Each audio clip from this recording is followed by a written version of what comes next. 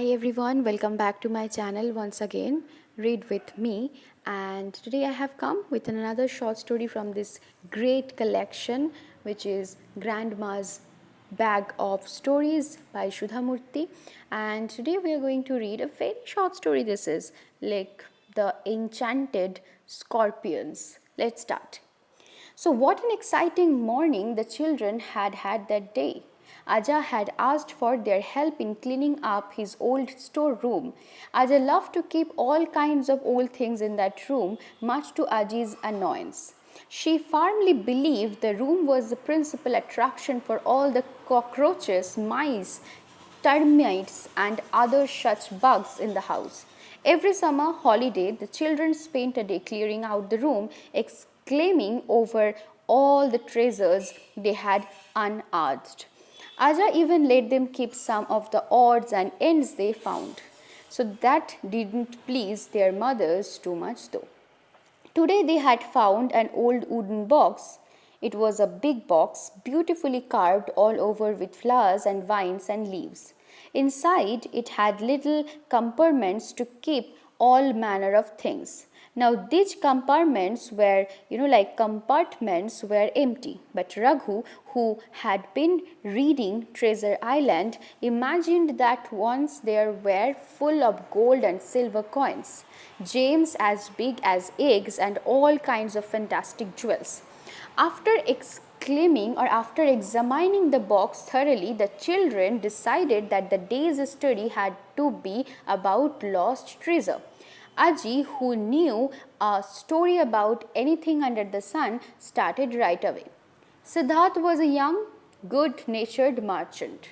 Looking for work, he arrived in a village. He liked the people of the village so much that he decided to use all his savings, buy a house and live there forever. While searching for a house, he met Uday. Uday was a poor man. His family had once been extremely wealthy landowners but were now not so well off. Uday was looking to sell his old family mansion in order to pay off his family's loans. Siddharth loved the house Uday showed him and bought it immediately. Then he set about repairing the mansion, which was in ruins. As he dug out the old flooring, he found a sealed box buried underground. When he opened it, to the surprise, he saw it was filled with scorpions. He flung the box away in fright. That evening, he went to visit the wisest man in the village and asked him about the box of scorpions.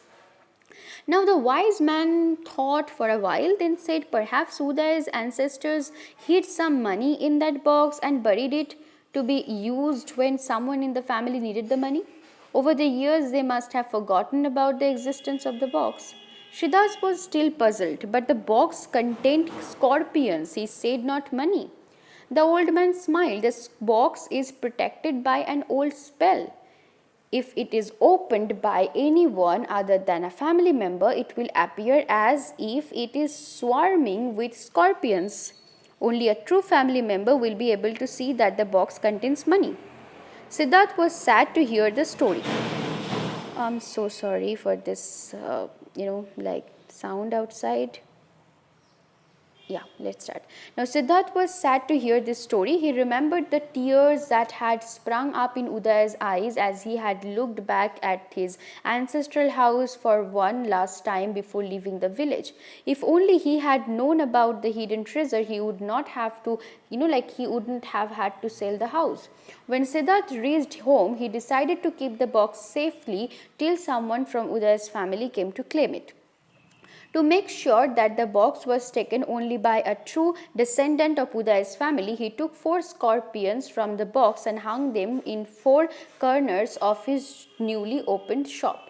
Now all his customers would comment when they entered the shop, Siddharth, are you mad? Why have you hung dangerous insects in your shop? Do you want to scare away shoppers? Now Siddharth would only smile. He knew his goods were the best for miles around and people would come to shop at his store, scorpions or not. Now, gradually the shop came to be known as the Scorpion Shop and the villagers laughed at him behind his back, but Siddharth didn't care. Many years passed. Siddharth was now a middle-aged man with a wife and children and enough money, but he had one regret. No one had come to claim that box. One day, a young boy walked into the shop and said, "Sir, I have heard from many people in the village that you are wealthy and often help those in need. I had to stop going to school because I could no longer pay my fees. Could you please lend me some money so I can finish my studies?" Siddharth shook his head sadly. "The villagers have exaggerated about my wealth," he said. "Yes, I am earning enough, but not so much that I can help you or lend you money, though I would have loved to do so."